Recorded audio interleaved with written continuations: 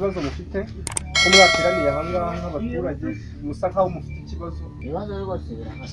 Niba mufite ibibazo rero naje cyane nk'umuyobozi wanyu, ubwo nagira ngo mpere ku wa mbere avuga ikibazo afite ariko acunguza uburyo umwete. Rero umuyobozi hari ikibazo, urabona ikibazo cy'umuriro, urugendo ntibameshe uko nenge kwiterera ipasi ngiye gusenga, nikimara gucomeka ipasi umuriro uragenda akarari imvura yarayinyanyagiye mudike muri icyo kibazo cy'umuriro. Okay, icyo kibazo ubajije ni cyiza cyane, turaje tugikurikirana. Ngaho nawe ukurikiraho. Nanjye rero muyobozi, ikibazo cyane buriya muri iyi karitsiye harimo ikibazo cy'amazi. Dore buriya ko abana basigaye bajya kuvoma bagakora ibirometero 12 nibyo gikemura kiriya kibazo cy'amazi. Okay, urakoze cyane.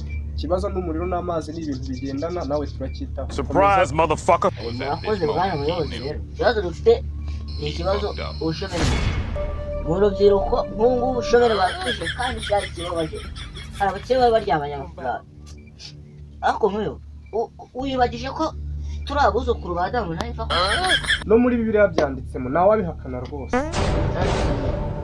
Nkabari abakire ba Sina Gerard kuki bataza n'imitungo isekuruza byacu ngo tuyigabane, buriya twebona tutababaye. Muyobozi rwose icyo kibazo mukitwigiro muzanababazirwa. Murakoze cyane.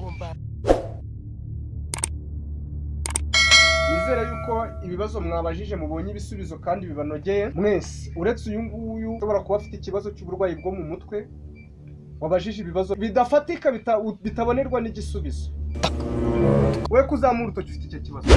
Ntabwo ari ikibazo n'igitekerezo mu. Tubwira igitekerezo cyawe. Rero muyobozi, murareba indwara ya malaria iri hano hanze.